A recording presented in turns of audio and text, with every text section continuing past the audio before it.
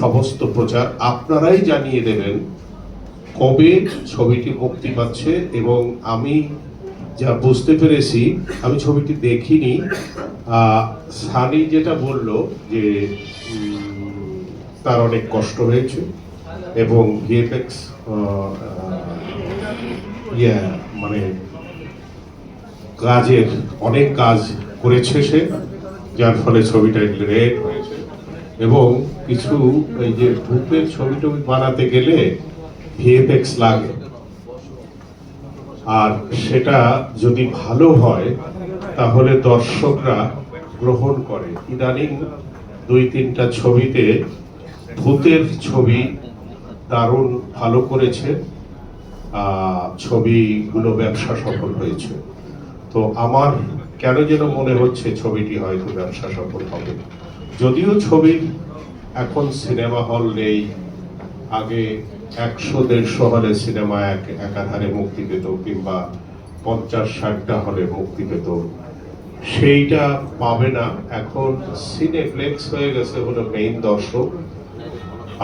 Cineplex পেয়েছে কিনা আমি জানি না, তবে এফডিসির ছবি সাধারণত সিনেপ্লেক্স পায় না, তারপরেও হয়তো পেয়েছে। আর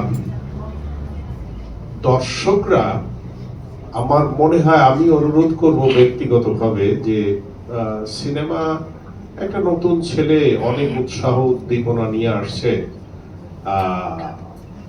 আপনারা দয়া করে এমন ভাবে বিজ্ঞাপন প্রচার করবেন যাতে সিনেমা হলে যায়। এখানে যারা দর্শক আছে তারাও যেন সিনেমাটা দেখে আসে।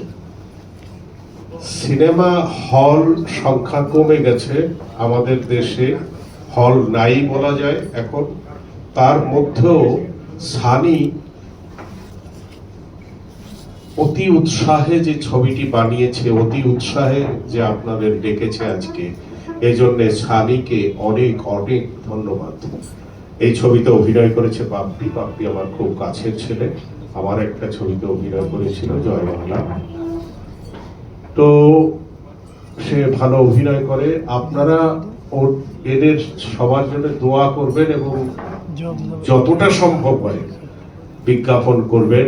আপনারা জানিয়ে দেবেন দর্শকদের যে ডেঞ্জার জোন নামে একটি ছবি, একজন নতুন পরিচালকের, নবাগত পরিচালকের ছবি মুক্তি পেয়েছে। আপনারা দলে দলে হলে যাবেন, তাহলেই আজকের আপনাদের সাথে যে মিট দ্য প্রেস করলো তাহলে তার সার্থকতা থাকবে।